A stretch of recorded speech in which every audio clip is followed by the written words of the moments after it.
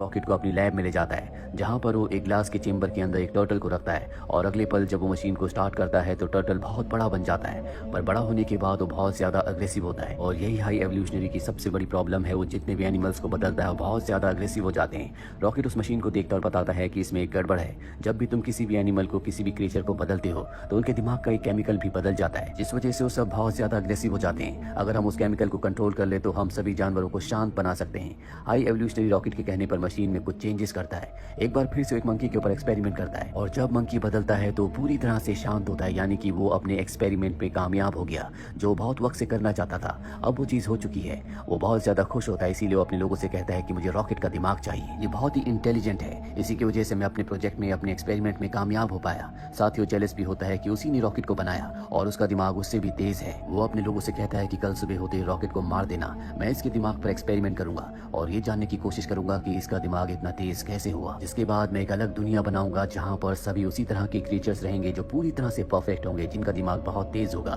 Rocket को उसके साथियों के साथ सेल में बंद कर दिया जाता है। रॉकेट सबको बताता है कि कल सुबह होते हम सबको मार दिया जाएगा। हाई एवोल्यूशनरी ने कहा था कि उसके एक्सपेरिमेंट अब कामयाब हो गए हैं, इसीलिए उसे हमारी कोई जरूरत नहीं है, हमें किसी भी कीमत पर यहाँ से निकलना होगा। रॉकेट जिसका दिमाग बहुत तेज है वो वहीं पर पड़ी बेकार चीजों से एक की बना लेता है, जिसके बाद वो लॉक खोल देता है। वो अपने साथी को भी बाहर ले जाता है, पर तभी वहां पर हाई एवोल्यूशनरी आ जाता है जो रॉकेट की साथी को मार देता है। हाई एवोल्यूशनरी कहता है कि मुझे पता था कि तुम यहाँ से बाहर निकल जाओगे, इसीलिए मैं खुद यहाँ पर आया हूँ और अब मैं तुम्हें मारकर तुम्हारा दिमाग निकाल लूंगा। रॉकेट अपने दोस्त की मृत्यु से बहुत ज्यादा दुखी होता है, इसीलिए उसे गुस्सा आ जाता है। वो हाई एवोल्यूशनरी के ऊपर हमला करके वहां से एक स्पेसशिप से निकल जाता है। कहानी वापस प्रेजेंट में आती है जहाँ पर गार्डियन ऑफ द गैलेक्सी की टीम को दिखाया जाता है जो उस जगह पहुंच जाते हैं जहाँ पर वो कोड, वो फाइल है जिससे रॉकेट को ठीक किया जा सकता है। ये सब उस फाइल को लेकर अपने स्पेसशिप में वापस आ जाते हैं और जब उस फाइल को खोलते हैं तो इन्हें पता चल जाता है कि पास्ट में रॉकेट के साथ क्या क्या हुआ था। इस तरह से हाई एवोल्यूशनरी ने उसे टॉर्चर किया। सब के सब बहुत ज्यादा इमोशनल हो जाते हैं क्योंकि हाई एवोल्यूशनरी ने रॉकेट के साथ बहुत अत्याचार किए थे और अब जो कोड इन्हें रॉकेट को ठीक करने के लिए चाहिए वो कोड इस फाइल में नहीं होते, क्योंकि हाई एवोल्यूशनरी के लोगों ने चंद ही पल पहले उन कोड्स को डिलीट कर दिया था। और अब अगर इन्हें कोड्स चाहिए तो इन्हें काउंटर अर्थ पर जाना होगा जहाँ पर हाई एवोल्यूशनरी है। और गमोरा इस फेवर में नहीं होती, वो कहती है कि हमें वहाँ पर नहीं जाना चाहिए, इसीलिए वो अपने एक साथी को अपनी लोकेशन भेजती है ताकि वो उसे यहाँ पर लेने के लिए आ सके। पर उसके साथी तक अब एडम और उसकी मॉम पहुंच गए होते हैं, जिन्हें अब गार्डियंस ऑफ द गैलेक्सी की लोकेशन का पता चल जाता है। वहीं गार्डियंस ऑफ द गैलेक्सी सब के सब काउंटर अर्थ पर पहुंच जाते हैं जहां पर हाई एवोल्यूशनरी है। हाई एवोल्यूशनरी कहता है कि तुम सब ने यहाँ पर आकर गलती की, अब मैं तुम सबको मार दूंगा और रॉकेट को हासिल कर लूंगा। मुझे क्या लगता है कि तुम यहाँ पर कोड्स लेने के लिए आए हो, ये सब मेरे प्लान का हिस्सा था, मैंने तुम्हें यहाँ पर बुलाया है। मुझे पता है कि रॉकेट तुम्हारे स्पेसशिप में है, अब मैं उसे लेने के लिए जा रहा हूँ। वो यहाँ से निकल जाता और अपने आदमियों को आदेश देता है कि इस पूरे प्लेनेट को तबाह कर देना। पर पीटर क्विल और ग्रूट दोनों के दोनों इनके सभी लोगों के ऊपर हमला कर देते हैं और उस आदमी की आंख से, दिमाग से कोड्स को निकाल लेते हैं जिसे रॉकेट के कोड्स पता है। ये हाई एवोल्यूशनरी से पहले रॉकेट तक पहुंच जाते हैं और कोड्स के जरिए उसे पूरी तरह से ठीक कर देते हैं। नेबुला अपने साथियों के साथ उस स्पेसशिप में चली गई होती है जिसमें हाई एवोल्यूशनरी है।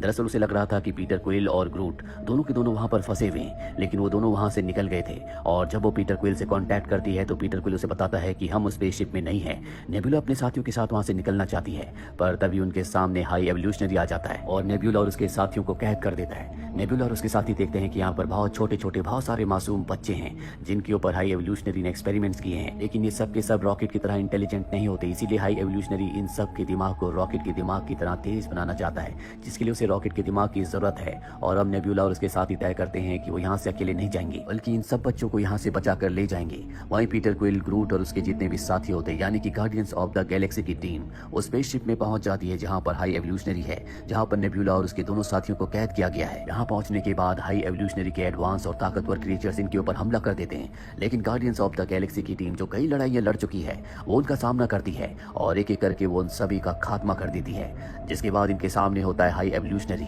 ये हाई एवोल्यूशनरी के पास जाकर उसके मास्क को उतार देते हैं। दरअसल वो मास्क इसीलिए पहनता है क्योंकि जब रॉकेट उस पर हमला करके उसे भागा था तो उसने उसके चेहरे को पूरी तरह से जख्मी कर दिया था, इस वजह से उसे हमेशा मास्क पहनकर रखना पड़ता था। और अब गार्डियंस ऑफ द गैलेक्सी की टीम रॉकेट से कहती है कि तुम हाई एवोल्यूशनरी को मार दो। रॉकेट उसे देखता है और कहता है कि मैं इसके जैसा नहीं हूँ, मैं इसे नहीं मारूंगा। वहीं गार्डियंस ऑफ द गैलेक्सी की टीम यहाँ पर जितने भी बच्चे, जितने भी क्रिएचर्स होते हैं उन सबको आजाद कर देते हैं। पीटर क्विल का एक डॉग होता है जिसके अंदर पावर्स हैं और वो अपनी पावर से नोवेयर प्लेनेट को स्पेसशिप से जोड़ देता है, जिसके बाद सबके सब उस प्लेनेट पर चले जाते हैं। लेकिन अब उस डॉग की जो पावर होती है, ताकत होती है, वो टूट जाती है, जिस वजह से स्पेसशिप और प्लेनेट एक दूसरे से अलग हो जाते हैं। पीटर क्विल अब भी स्पेसशिप में होता है जो नोवेयर प्लेनेट पर जाने के लिए, जो कि उसका हेडक्वार्टर भी है, एक जंप मारता है लेकिन वो स्पेस में ही फंस जाता है। उसका चेहरा बदलना शुरू हो जाता है। दरअसल अब उसकी मृत्यु हो रही है, पर इससे पहले कि उसकी जान जाती, यहाँ पर एडम आ जाता है जिसने रॉकेट को मारने की, उसे पकड़ने की कोशिश की थी, जो कि हाई एवोल्यूशनरी के लिए काम किया करता था।